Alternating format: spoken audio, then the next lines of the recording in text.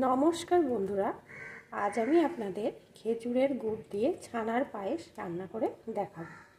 তার জন্য আমি এখানে প্রথমে 1 লিটার পরিমাণ দুধ কড়াইতে বসিয়ে দিয়েছি। এখন আমি ছানাটা প্রথমে কেটে নেব। আসুন দেখতে থাকুন। দুধটা ভালো করে ফুটে উঠেছে। এখন আমি এর ভিতরে দিয়ে দেবো 1 চামচ পরিমাণ ভিনিগার। তারপরেও যদি না হয় তখন আর 1 চামচ দেবো। আপনারা চাইলে পাতিলেবুর রস দিয়েও ছানাটা কাটতে পারেন, কিংবা ছানা কাটার পাউডারও পাওয়া যায়, সেটা দিয়েও ছানা কাটতে পারেন। দেখুন খুব সুন্দরভাবে ছানাটা কেটে গেছে।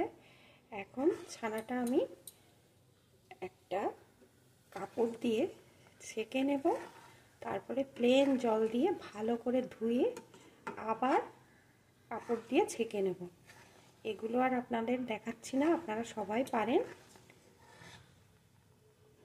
তারপরে আমি ফিরে আসছি, আপনারা কিন্তু সাথেই থাকুন।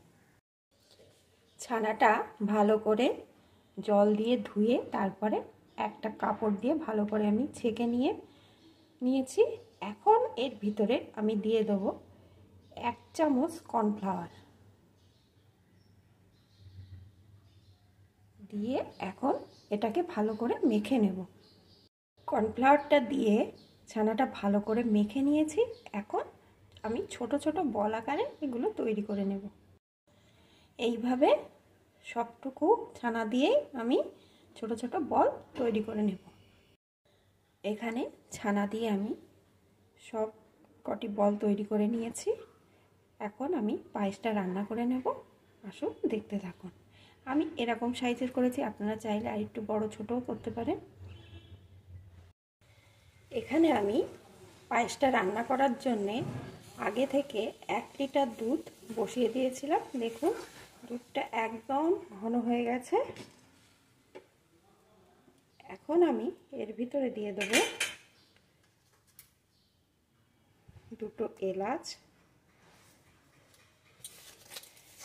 একটা তেজপাতা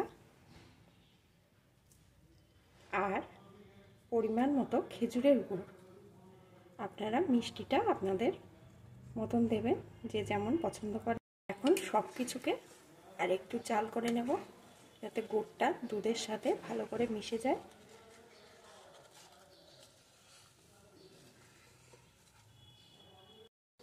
ভালো করে জাল করে নিয়েছি, সব কিছু ভালো করে মিশে গেছে দুধের সাথে।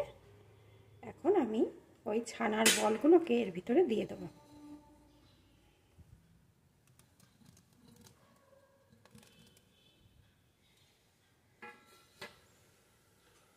এখন আরও 5 মিনিট এইভাবে ফুটিয়ে নেব।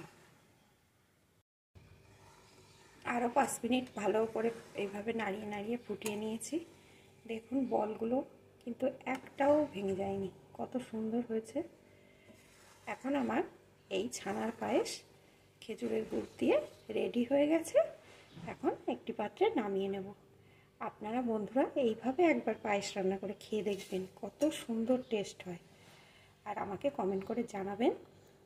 আর বন্ধুরা ভিডিওটি দেখার আগে প্লিজ একটু লাইক করবেন।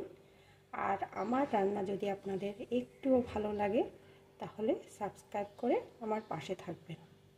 আর যারা এখনও পর্যন্ত সাবস্ক্রাইব করে আমার পাশে আছেন তাদেরকে অসংখ্য ধন্যবাদ।